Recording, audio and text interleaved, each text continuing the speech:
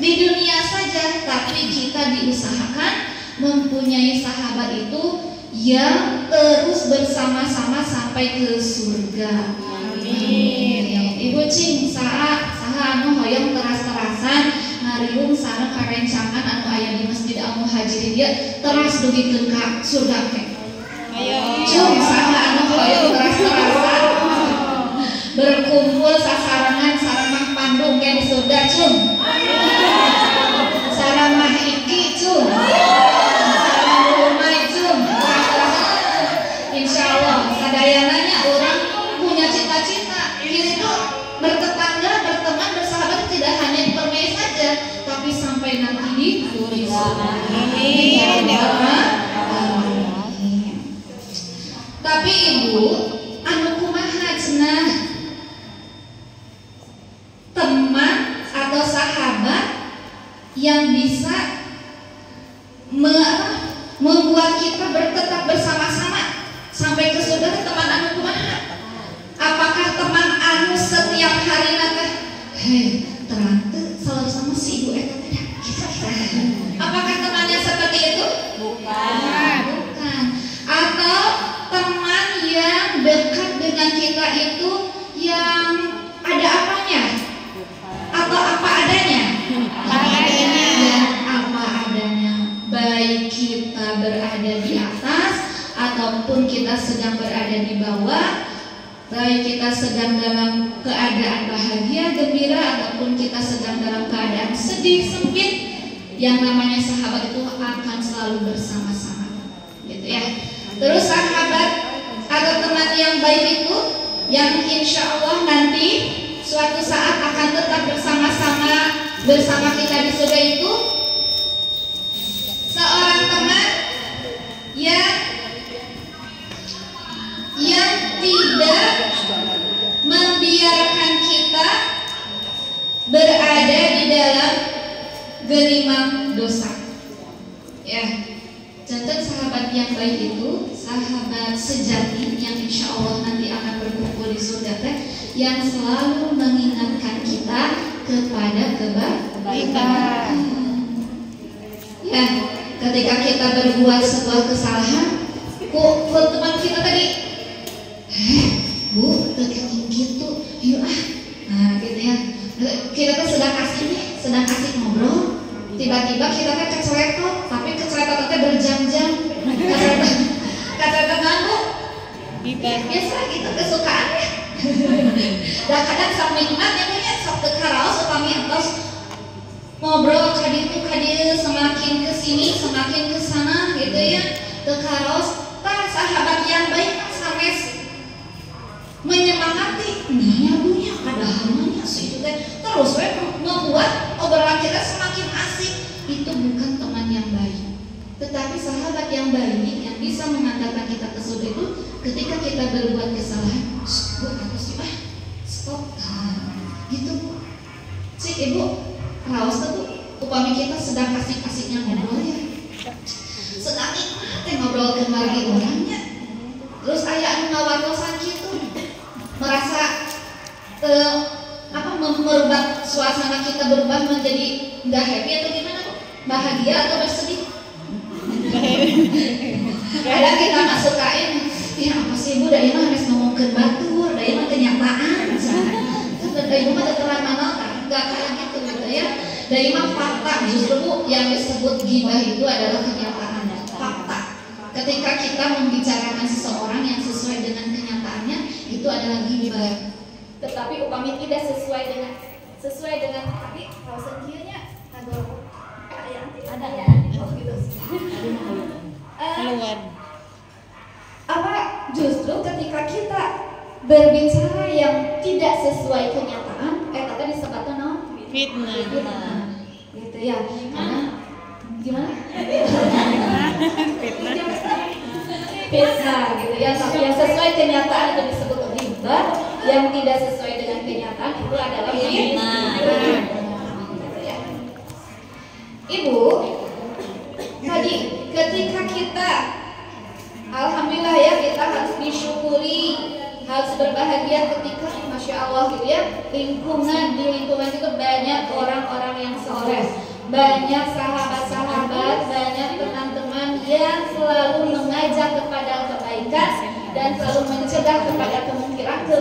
Kita harus bersyukur, gitu ya. Jangan sampai kita diperingatkan oleh Allah seperti yang ada di dalam Quran surat Ali Imran ayat 101 itu biasa ditinggal di handout ya. Yang tidak kebagian boleh bareng-bareng 1 berdua atau bertiga ya.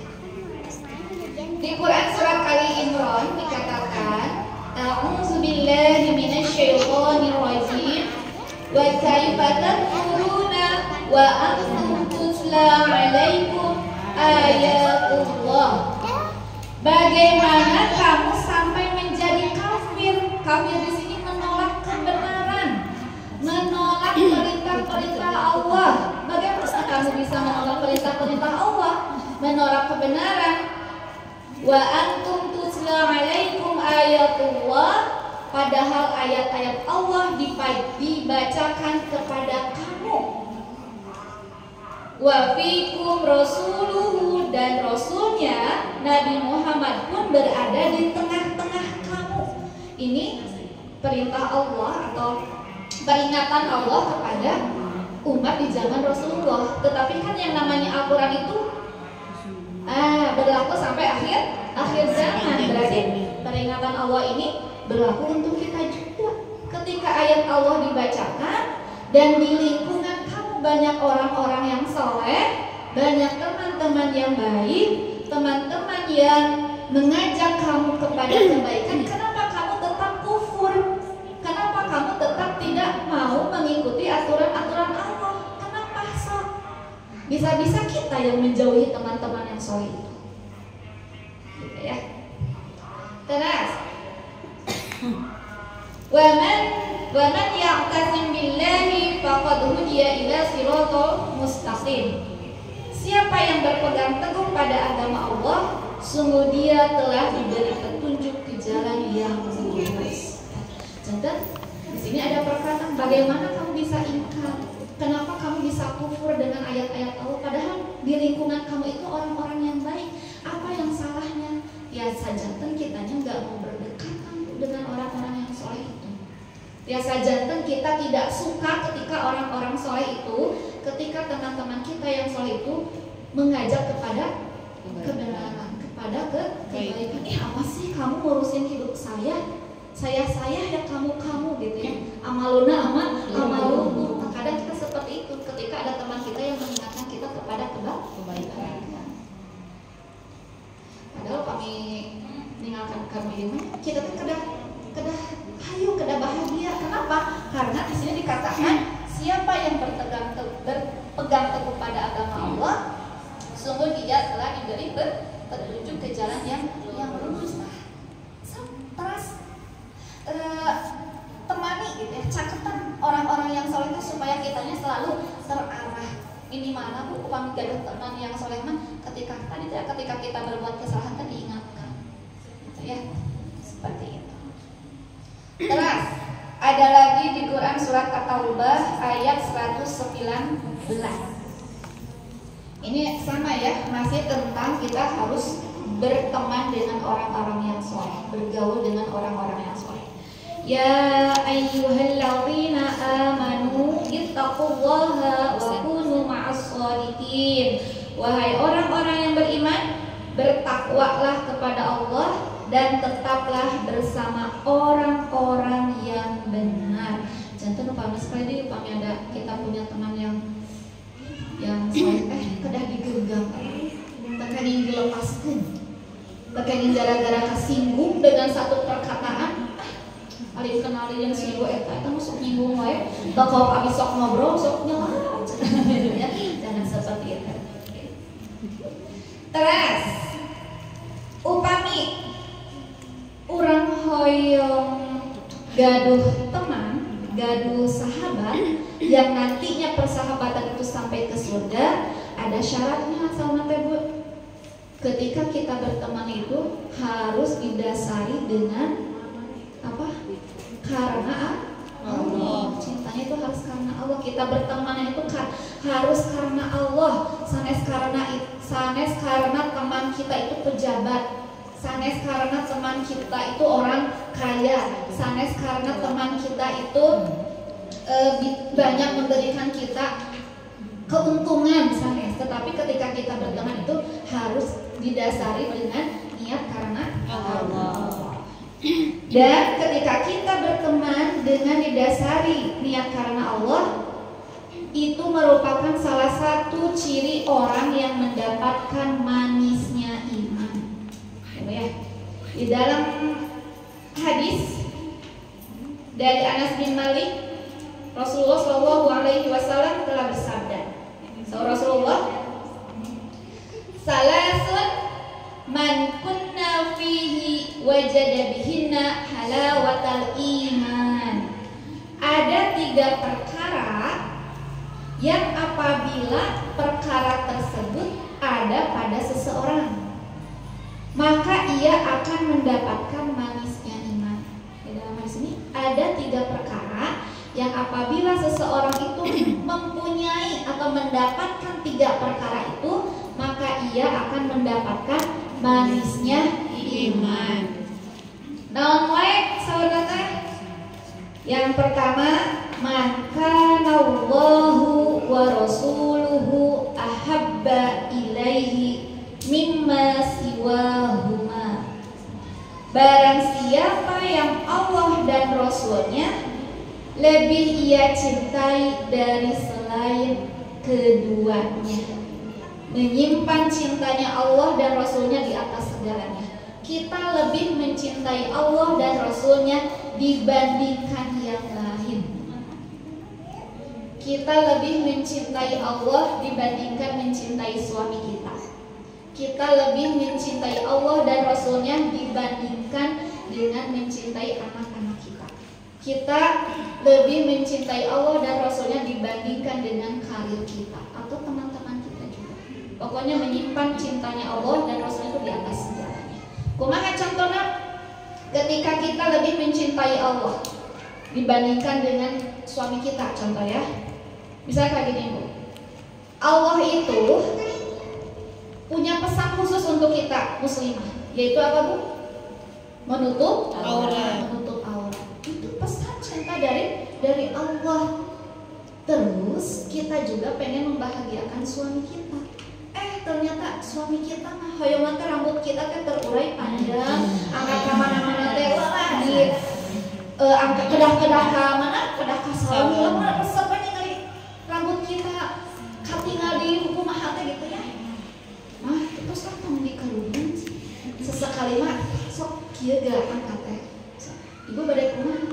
Tapi kan kita kasih cinta kepada suami kita. Upami kita tidak mengikuti apa yang diinginkan oleh suami kita, ya aku bisa harus sanes gitu ya, takutnya seperti itu. Ibu pada kemana? Pada kemana? Nah, berbicara dulu, mudah-mudahan ngato suaminya upami henteu. Upami suami teh henteu ngapus ke hayang kitu. Tinggalin. Jauh. Ini ya, ketika kita sudah menyimpan cintanya di atas segalanya, laras. Pokoknya saya nggak mau lepas kerudung. Saya itu pengen pakai kerudung untuk menutup aurat saya. Karena apa? Karena Allah menyuruhnya. Terus kita tadi laras nyarios ngobrol ke suami orang. Pak, sudah tak. Tapi nyarios nanti harus dengan lembut, dengan rendah hati, tawadu gitu ya. Mudah sampai kitanya berdoa, mudah-mudahan suami kita hatinya dilembutkan seperti itu. Atau misalnya ke anak-anak kita teh sayang kepada anak-anak kita tehnya. Contohnya 5 ibu biasanya apa ya yang suka nggak tega teh menyapih ya Bu ya. Dina Al-Quran kan perintah menyapih pada usia 2 tahun anak teh ada di dalam Al-Quran saja, itu perintah Allah. Terus kita teh pas anak udah usia 2 tahun kita disapih. Anak teh kamu kan hoyong teras gitu ya. Kita kumaha? Dah karena ke anak saya, tapi iya kan perintah Allah, so perintah mana yang mau didahulukan. Nah, pokoknya ketika kita selalu mendahulukan Allah dan Rasulnya, insya Allah kita menjadi salah satu orang yang mendapatkan manisnya iman. Emang berat itu teh godaannya teh. Upami zaman dulu mah Bu, sedang berperangkat seperti orang tua sekarang di Palestina kan ya. Kita anak saya masuk meninggal tapi kan mereka mampu bahagia dan ketika anak-anaknya wafat itu teh syahid gitu ya, makanya tidak ada yang ada sedih tapi mereka di balik kesedihan itu mereka itu mempunyai kebahagiaan yang sangat. Karena apa? Anak-anak mereka yang meninggal itu syahid, dan orang syahid itu kan tidak meninggal sebetulnya tapi masih hidup gitu ya, maksudnya hidup langsung di pangku Allah gitu seperti itu. Terus perkara yang kedua tadi yang menandakan bahwa seseorang itu akan menikmati atau mendapatkan manisnya iman, wa ayyuhibbal mar'a la yuhibbuhu illa lillahi. Apabila ia mencintai seseorang, ia hanya mencintainya karena Allah. Ini termasuk mencintai suami kita, mencintai anak kita, mencintai saudara kita, mencintai teman dan sahabat kita. Jadi mencinta teh emang karena Allah. Anu kumaha ku cinta nu karena Allah teh?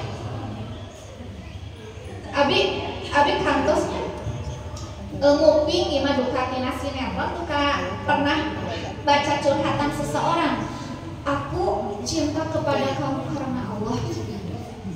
Alih kaditu kadieu berdua padahal teu acan halal. Apakah yang seperti itu cinta karena Allah?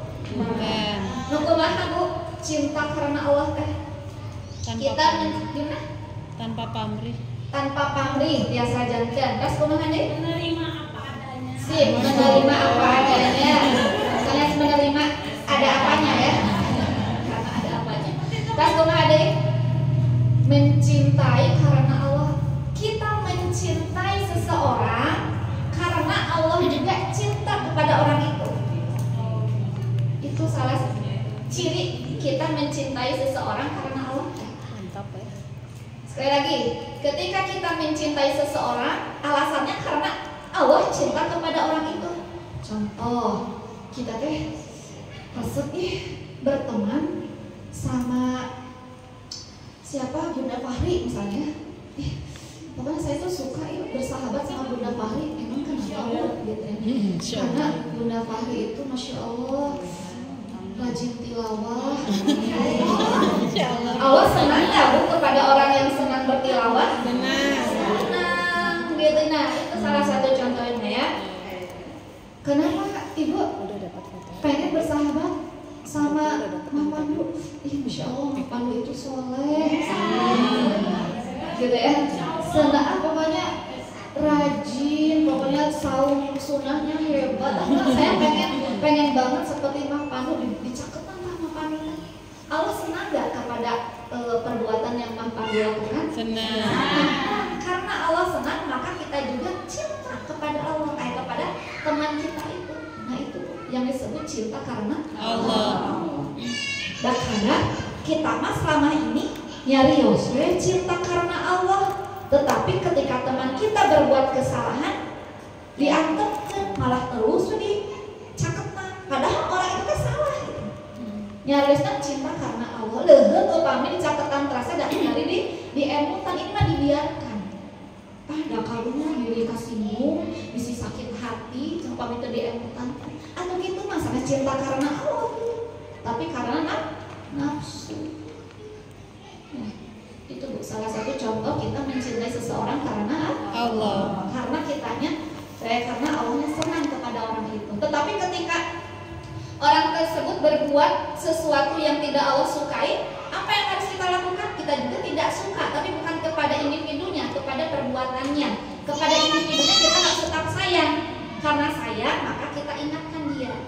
Kita mengingatkan karena sayang. Saya nggak mau sahabat saya itu berbuat kesalahan, maka sama saya salah satu cinta karena Allah. Tadi ya yang ketiganya wa ayyakroha ayyaudu fil kufri bada'an anqadhahullahu minhu.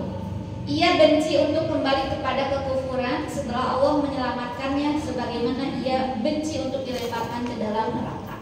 Setelah kita mencari ilmu nih, kita tahu kebenaran apa gitu ya, ilmu apa kan harusnya dipraktekkan, tapi kadang kita kembali lagi kepada kekufuran. Terus akan itu seueur muslimah kapungkur ditambah kerudung, di jilbab rapi, ternyata malah dilepas. Nah itu kan. Jadi orang yang akan mendapatkan lezatnya iman, manisnya itu tidak mau kembali kepada kekufuran setelah apa? Setelah Allah menyelamatkannya.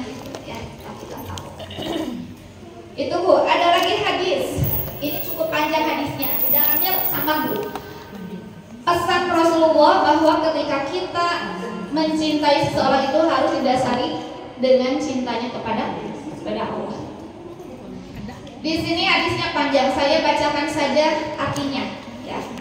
Dari Abu Hurairah radhiyallahu anhu, dari Nabi Shallallahu alaihi wasallam bersabda, ada 7 golongan orang beriman, ada 7 golongan yang akan mendapatkan naungan dari Allah di bawah naungannya pada hari kiamat, yang ketika tidak ada naungan kecuali naungannya, naungan dari Allah. Maksudnya ada 7 golongan yang akan diselamatkan oleh Allah dari sakitnya hari kiamat, dari kepedihan hari kiamat, yang mana pada saat itu tidak akan ada pertolongan lagi kecuali pertolongan Allah. Kabayang kiamatnya, terus kabayang tsunami di mana-mana. Kemarin tsunami hanya di salah satu tempat saja kan, gempa hanya di daerah tertentu saja. Kiamat semuanya hancur lebur gitu ya.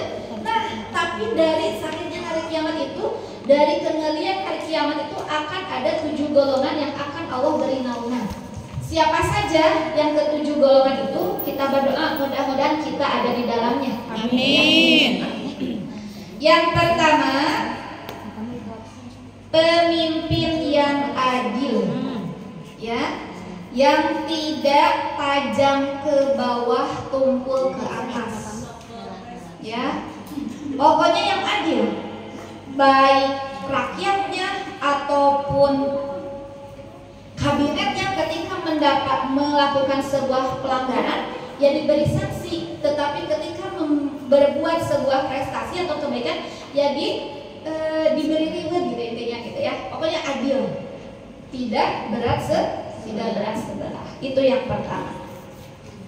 Yang kedua, seorang pemuda yang menyibukkan dirinya dengan ibadah kepada Rabb-nya. 7 golongan itu pemuda yang menyibukkan hidupnya dengan menyibukkan dirinya dengan beribadah kepada Allah. Di sini kenapa pemuda, Bu? Ari usia 40 kalumur lansia terlebat hadir. Nah, Bu, pemuda. Pemuda mah berarti siapa? Remaja, AA gitu ya. Itu pemuda. Termasuk pemudinya. Kenapa yang termasuk ke-7 golongan untuk pemuda? Karena di usia muda itu banyak sekali godaannya. Masa muda itu masa mencoba sesuatu yang menurutnya menyenangkan. Nuju resep keneh, itu aya film rame di bioskop, ya bring kali itu. Itu tuh kurang aya kafe baru, kurang karaokean itu bring kali itu. Intinya masa muda itu ayo nanti anu hura-hura yang bersenang-senang.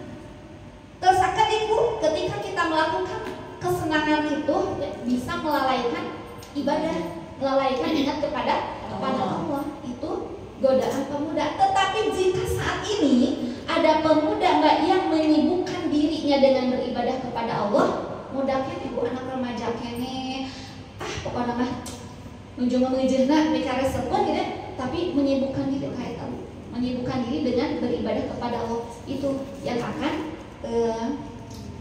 mendapat naungan dari Allah pada hari kiamat. Nah, hari aki-aki sudah. Nah, hari aki-aki bukan nenek enggak gitu ya. Enggak termasuk golongan dari aki-aki. Malu biasanya entos teu kagoda deui, entos teu kabita deui dengan kesenangan-kesenangan itu teh. Bade nonton da matana tos teu jelas. Jelas. Bade kafe, karaoke. Nah, tos teu biasa ngalios. Kalau tetap biasanya nyanyi gitu ya, intinya hasrat untuk bersenang-senangnya sudah berkurang ketika kita sudah lanjut usia. Makanya banyak para lansia sekarang itu antos di masjid gitu ya, aya kantun bersenang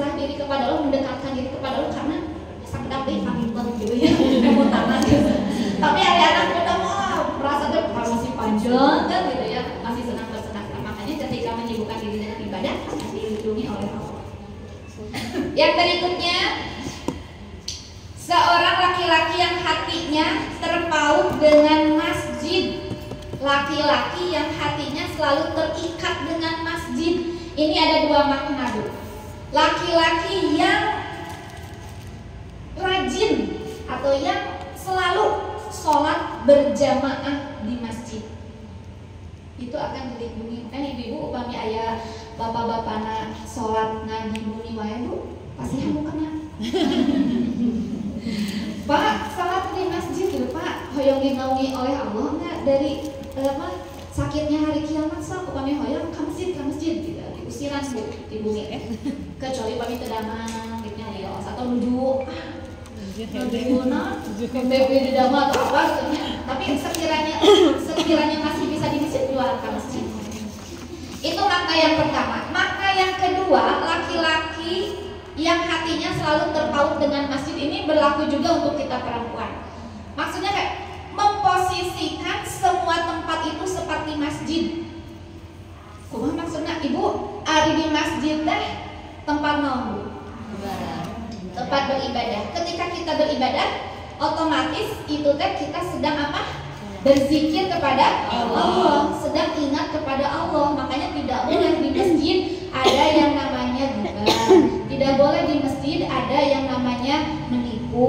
Tidak boleh di masjid ada yang namanya menzolimi orang lain. Makanya di masjid fokus kita beribadah. Nah, maksud hatinya selalu terpaut ke masjid teh, kita memposisikan dimanapun itu tempat ingat kepada Allah. Maksudnya ketika di masjid kita tidak gibah, di luar masjid kita tidak gibah.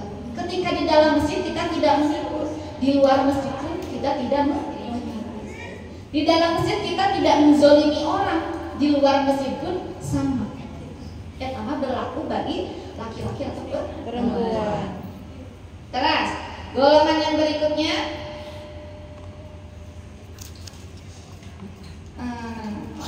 seorang laki-laki yang hatinya seorang laki-laki yang dua orang laki-laki yang saling mencintai karena Allah. Ini bisa juga perempuan, bukan laki-laki cinta dengan laki gitu ya. Pokoknya dua orang, ketika ada dua orang saling mencintai karena Allah, biasa dari suami ke istri, atau misalnya tidak sahabat dengan sahabat. Pernah ketika cinta harus cinta karena Allah. Nah, ketika kita mencintai sahabat kita didasari dengan cinta karena Allah, akan mendapat perlindungan di hari kiamat. Gitu ya. Terus yang berikutnya, seorang laki-laki yang diajak berbuat maksiat oleh seorang wanita kaya lagi cantik, lalu dia berkata, aku takut kepada Allah. Masya Allah. Ya, biasanya Bu, pamoga biasanya cenah ya mah, kami ada yang merayu menggoda, apalagi wanita yang cantik dan kaya, apa yang dilakukan? Nah, seperti kucing di pasihan asli ikan, cenahnya biasanya seperti itu. Normalnya laki-laki mana yang tidak mau seperti itu? Tetapi jika ada seorang laki-laki yang diajak bermaksiat oleh wanita cantik, ia menolak karena takut karena Allah, itu yang akan dilindungi oleh Allah dari sakitnya hari ini. Ya, kita doakan mudah-mudahan suami kita seperti itu. Amin. Terus yang berikutnya, seorang yang bersedekah dengan menyembunyikannya hingga tangan kirinya tidak mengetahui apa yang diinfakkan oleh tangan kanannya. Bersedekah secara diam. Kumaha atuh mun diumumkan? Kan suka ada ya, diumumkan misalnya di list atau apa, itu mah untuk ketertiban administrasi, tapi bukan berarti merubah niat, karena yang tahu niat kita itu hanya diri kita dan Allah. Biasa janten Bu anu teu disebarkeun, anu teu diumumkeun, eta biasa janten kalau teriak. Biasa janten seperti itu. Atau misalnya yang diumumkan justru itu yang ikhlas, biasanya di hadapan Allah. Kapan ini abi bade infaknya 1 juta, tapi tak entong diumumkan ada sieun teriak. Kita teriak gitu. Seperti itu ya. Jadi intinya niat ikhlas karena Allah itu yang tahu diri kita sama Allah. Ya. Cuman yang pasti ketika kita berinfak dengan bersembunyi-sembunyi gitu ya, orang tanpa diketahui sama orang lain, itu terkasih dari 7 golongan yang akan dilindungi.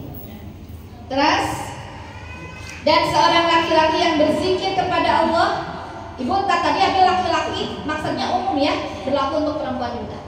Seorang laki-laki yang berzikir kepada Allah dengan mengasihkan diri sendirian hingga kedua matanya basah karena menangis di sepertiga malam terakhir, ibu teh juga teras kajamben, teras sholat tadi dia berzikir, begitu ka mata teh basah. Basah teh kunaon Bu? Nangis kunaon? Nangis menyesali dosa-dosa yang sudah kita lakukan. Yang akan dinaungi oleh Allah di hari kiamat. Terus ada lagi di dalam Quran surat Al-Kahfi ayat 28, ini perintah untuk selalu bersabar ketika kita sedang berada bersama orang-orang yang soleh. Kedah sabar ngupingkeun, kedah sabar taat, gitu ya. Di sini dikatakan wasbiru nafsaka ma'al ladzina yad'una rabbahum bil ghadati wal 'ashyi yuriduna wajha wa la ta'du 'ainaka 'anhum turidu zinata hayatid dunya wa la tuti' man aghfalna qalbahu an dzikrina wattaba' hawahu wa kana amruhu furuta. Bersabarlah engkau Nabi Muhammad bersama orang-orang yang menyeru Tuhannya pada pagi dan petang hari dengan mengharap keriduannya. Janganlah kedua matamu berpaling dari mereka karena mengharapkan perhiasan kehidupan dunia. Janganlah engkau mengikuti orang yang hatinya telah kami lalaikan dari mengingat kami serta menuruti hawa nafsunya dan keadaannya melewati batas. Di sini Bu, perintah yang pertama, bersabar bersama orang-orang yang menyeru Tuhannya pada pagi dan petang hari dengan mengharap keriduannya. Di dalam Quran surat Al-Kahfi ayat 28. Pesan Allah kepada kita ketika kita sedang berdekatan dengan teman atau sahabat yang soleh, kita harus bersabar. Tekenging bosen, si ibu eta nih bosen dah, masih hanterang wae, nih ngomentari wae. Kedah sabar taat, sabar ngupingkeun. Sabar bisa teh kenahannya emang mun ngobrol kan ibu pami ngupingkeun seruan-seruan kebaikan teh ibu biasanya pas nuju taklim kieu sabtos abdi ibu kan ngupingkeun abdi nyarios pami taklim unggulnya da sehari-hari mah tara ngobrol sama abdi.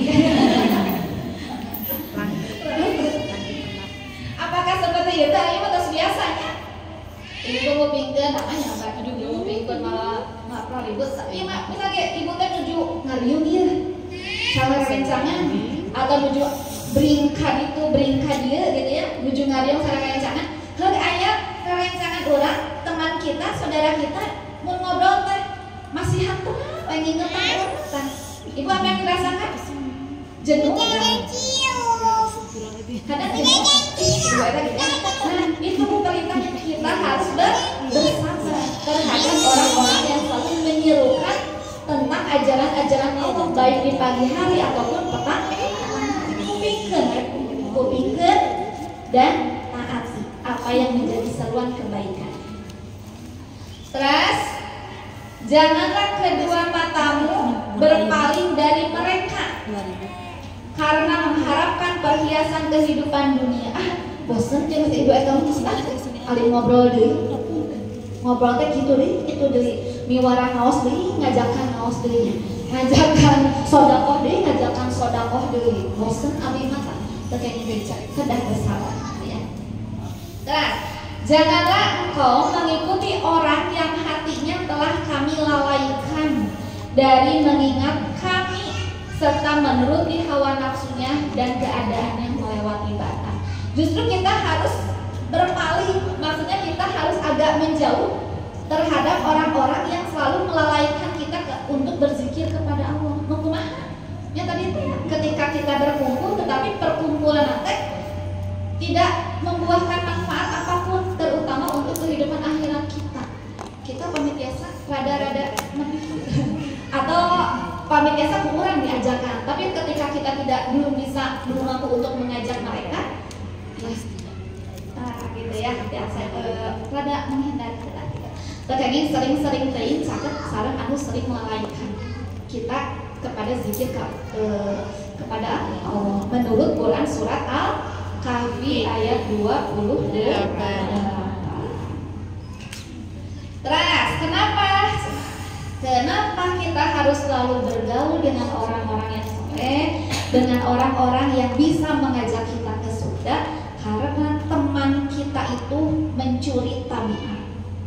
Upami orang hoyong terang saha orang, upami orang hoyong terang apa sih, gimana sih karakter saya, sifat kita? Lihat saja teman kita. Upami ibu-ibu resep naos, pasti temannya resep naos. Ibu-ibu resep hura-hura, pasti teman lagi resep hura-hura.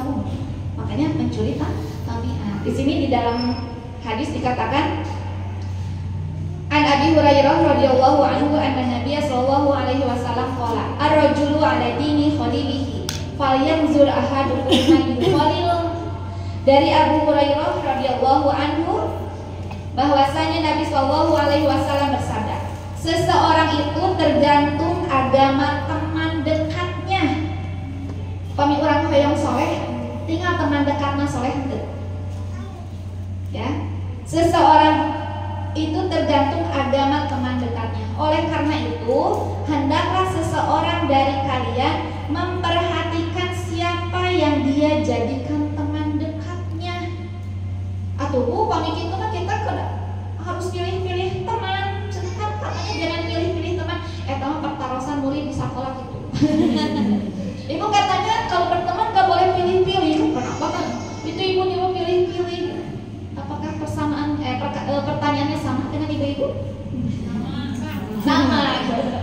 Maksud berpilih-pilih di sini teh tadi kayak pilarian teman yang bisa mengantarkan kita ke surga, kecuali pami ibu naling lebet surga.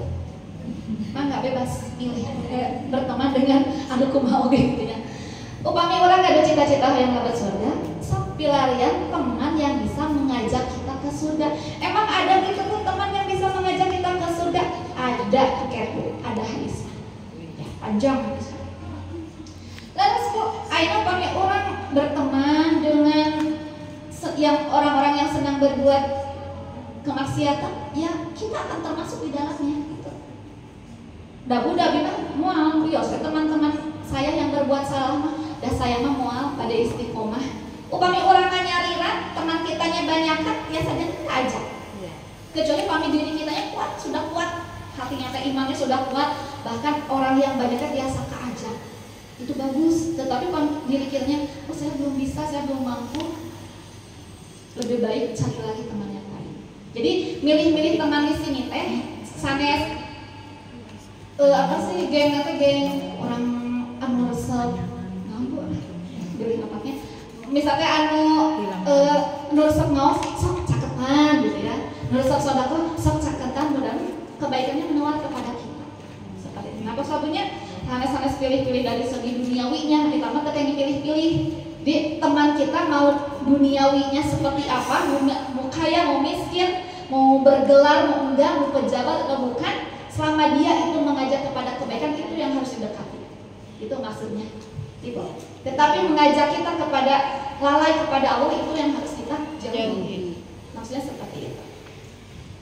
Terus di sini ada diibaratkan, mungkin ini sudah populer ya di ibu juga udah banyak yang tahu. Perumpamaan teman yang baik dan buruk sholat. Dari Abu Musa, dari Nabi Muhammad, beliau bersabda, perumpamaan teman yang baik dengan teman yang buruk bagaikan penjual minyak wangi dengan pandai besi. Teman yang baik mah bagaikan penjual minyak wangi, teman yang buruk mah bagaikan pandai besi. Ada kalanya penjual minyak wangi itu akan menghadiahkan kepadamu. Ada kalanya orang upami gaduh rencangan penjual minyak wangi, ya saja tuh penjual minyak wangi itu teh masihan hadiah ke orang. Ibu hoyong sedia, ya, ku abi dipasihan parfum Sahur penjual minyak wangi. Ada kalanya seperti itu. Atau kamu bisa membelinya. Abi kan di hoyong sengit, di sararengit minyak wangi di si Mang eta mah meset, urang dianggo kitanya jadi wangi. Atau ini mah tadi pasihan hadiah ke penjual teh dan kita tidak beli, tetapi karena kita sehari-harinya bergaul dengan penjual minyak wangi aya di toko eta, atau si wangi teh nyepret kamu badan urang, kalau teh sararengit kan sanak itu mah. Ketika kita bergaul dengan penjual minyak wangi, ketika kita bergaul dengan teman yang baik, meskipun kita tidak berbuat baik, tetapi kita akan kecium wangi baiknya. Sebaliknya, ketika kita bergaul dengan pandai besi, ada kalanya percikan apinya, pandai besi ini gua rumah daun kan ngaranggo si api nanti bisa dipakai gitu kan, pamelasan. Biasanya si api yang kan percikan gitu kan. Biasa jantan membakar baju kita, baju kita teh. Biasa jantan seperti itu, upami kurang caket-caket. Atau kamu akan mendapatkan aroma tidak sedap darinya. Dari mah terkena tuh kamu acuk abi mah ada jalanan, tapi kitanya masih ada di lingkungan itu, tapi aroma asap-asapnya nempel ke baju kita. Seperti itu. Upami kita berteman dengan kumpulan orang yang tidak baik, meskipun kita baik gitu ya, dan saya emang gak melakukan teman-teman saya tapi tetap wanginya teh akan tercium. Abi sering kasih antaran kamu kali Abi, apalagi yang namanya remaja kan masa-masanya pengen mencobanya, masa-masanya pengen habita beri kajian gitu ya, sampai kayak gini kurang kali muka dua Pak Mufti ayah no lima tadi Mufti ngarokok jangan gitu ya di taras, tapi kan taras gitu ya. Ngarokok ya? Oh enggak, aku mah enggak ngarokok katanya. Aku mah enggak gitu. Terus kecium kan? Bajunya kecium asap rokok. Enggak, kenapa sih suka nuduh ke aku terus? Dan akan kecium. Dan aku mah enggak, biarin ada, aku mah dituduh juga. Yang penting aku mah enggak. Tapi wayahna, meskipun kamu enggak, wayahna katuduh. Dabungan sahat, salik-salik anu ngarokok, masalah seperti itu. Seperti itu, padahal enggak gitu ya, tapi si asapnya ada gitu. Begitu juga dengan amal yang lain ketika kita berkumpul dengan teman-teman yang buruk. Nah, abi mah henteu, tapi kan ibu aya di dinya, wayahna upami katuduh gitu. Upami orang arin katuduh, nya ulah aya di dinya gitu. Seperti itu ya. Nah, ini bahayanya Bu. Bahaya ketika kita berteman dengan orang yang tidak mengajak kepada kebaikan, tetapi malah mengajak kita untuk lalai kepada Allah. Bahayanya ada di dalam Quran surat Al-Furqan ayat 27 sampai 29. Di ayat 27 dikatakan, wa yauma ya'addu zalim ala yadayhi yaqulu ya laitani attakhadtu ma'ar rasuli sabila. Dan ingatlah pada hari ketika orang-orang zolim menggigit kedua tangannya. Zolim di sini pelaku dosa, ya, menggigit kedua tangannya, gigit jari, karena menyesali perbuatannya seraya berkata, wahai sekiranya dulu aku mengambil jalan bersama Rasul. Wahai, itu ya yang pertama. Jadi orang-orang yang suatu hari nanti kita biasa jantan ada seseorang yang gigit jari, padahal pas bahasa di dunia teh saya teh ngikuti jalan apa yang disampaikan oleh Rasul. Upami ayat saya Rasul berarti sahabat soleh. Seandainya dulu di dunia kita mengikuti teman-teman soleh kita, gitu ya. Terus di ayat 28, ya wailata laitani lam attakhiz fulanan khalilan. Wahai sekiranya dulu aku wahai celaka aku, sekiranya dulu aku tidak menjadikan simpulan satu itu teman akrabku. Nah, ternyata nanti suatu hari nanti di akhirat nanti akan ada teman kita yang menyesal berteman dengan kita. Upami kita nanti mengajak kepada lalai kepada Allah, ya. Celakalah aku sekiranya dulu menjadikan si fulan satu itu teman akrabku. Di ayat 29-nya, laqad asbalani ani zikri ba'da izja'ani wa kana syaitanu lil insan. Sungguh dia telah menyesatkan aku dari peringatan Al-Quran ketika Al-Quran itu telah datang kepadaku, dan setan memang pengkhianat manusia. Jangan gitu Bu, nanti di akhirat upami orang bergaul dengan orang yang tidak mengajak kepada kebaikan bakal menyesal. Aku udah saya masuk neraka tentu gara-gara ibu itu. Gara-gara ibu itu ngajakan abi wajibah, coba namun saya dulu ngikutin. Nah ini patutnya tunjuk sahur si ibu anu dituduh kayak di akhirat. Nah atau ibu nurut ke abi, abi terang salah mah gitu. Siapa yang akan bertanggung jawab? Tidak ada, dia malah takut dituduh gitu. Hanjak abi teh kakak amang yang si ibu eta kayak gitu. Nauzubillah min ya. Makanya supaya kita nanti tidak menyesal dari sekarang, pinter-pinter nyari ini Bu. Nah ini ada hadis yang menyatakan di akhirat nanti ada ayat 45 di Quran surat Al-Furqan lah, kita akan disalahkan ya, disalahkan gara-gara tidak taat kepada Allah, gara-gara orang taat kepada Allah. Tah ari di hadis ieu mah ada sahabat yang mengajak kita ke surga. Saya bacakan artinya saja. Dari Abu Sa'id Al-Khudri, semoga Allah meridhoinya, bahwa Nabi SAW bersabda, setelah orang-orang mukmin itu dibebaskan dari neraka, jadi insya Allah orang mukmin ketika masuk neraka akhirnya akan diangkat ke surga.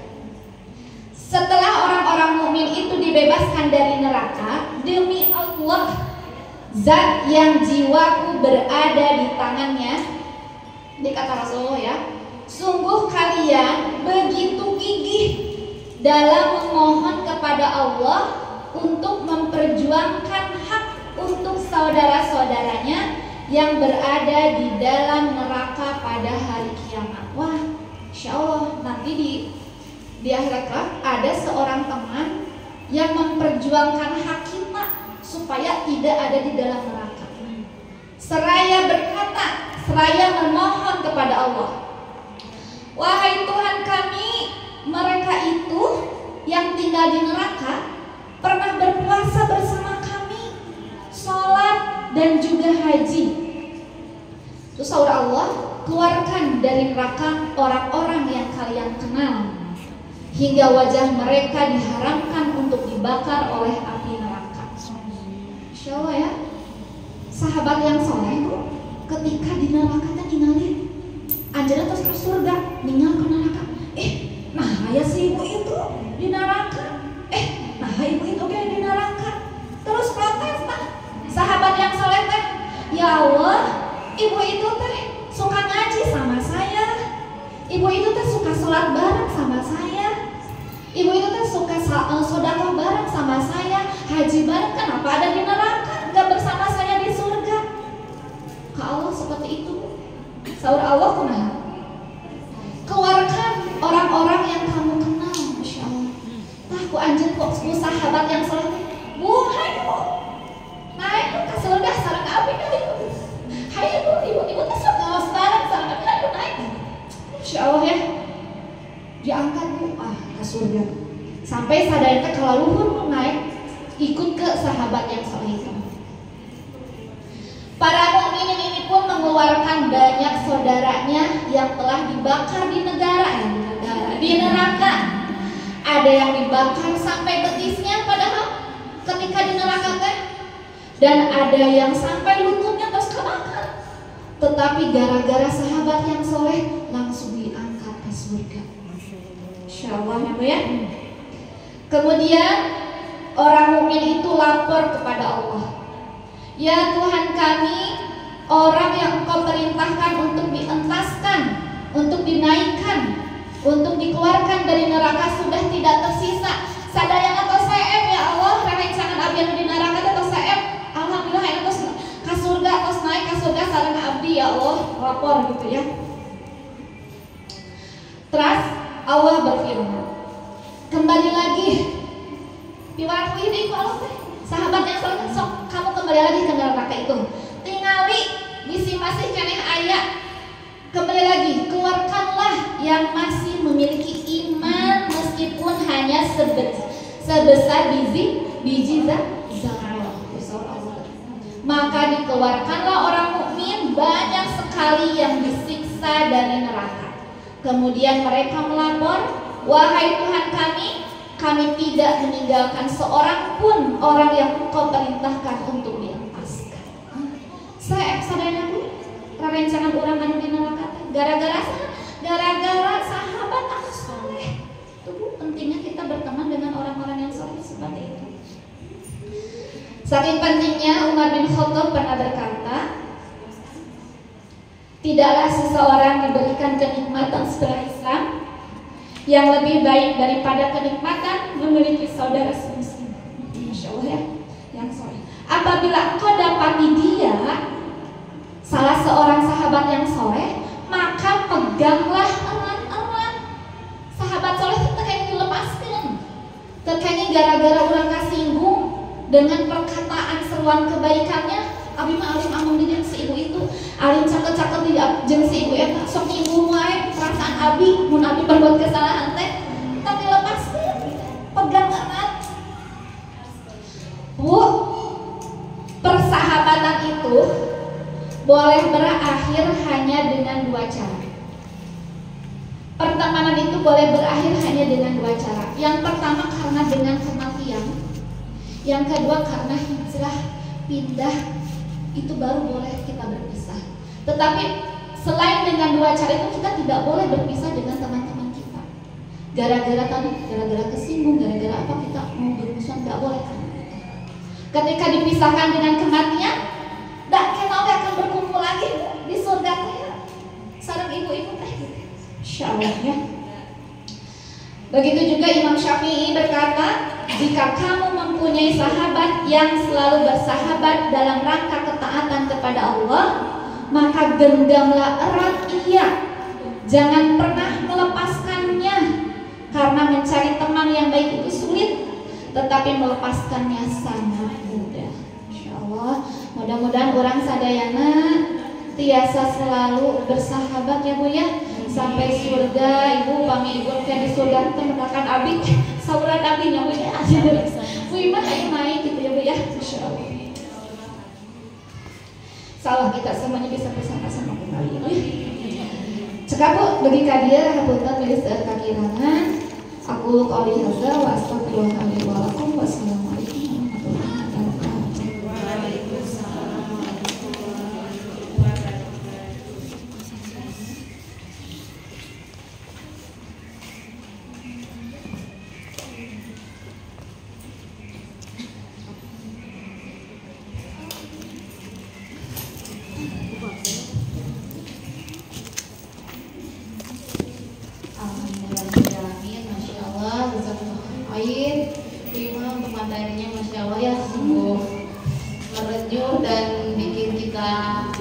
Gemetar ya Bu ya.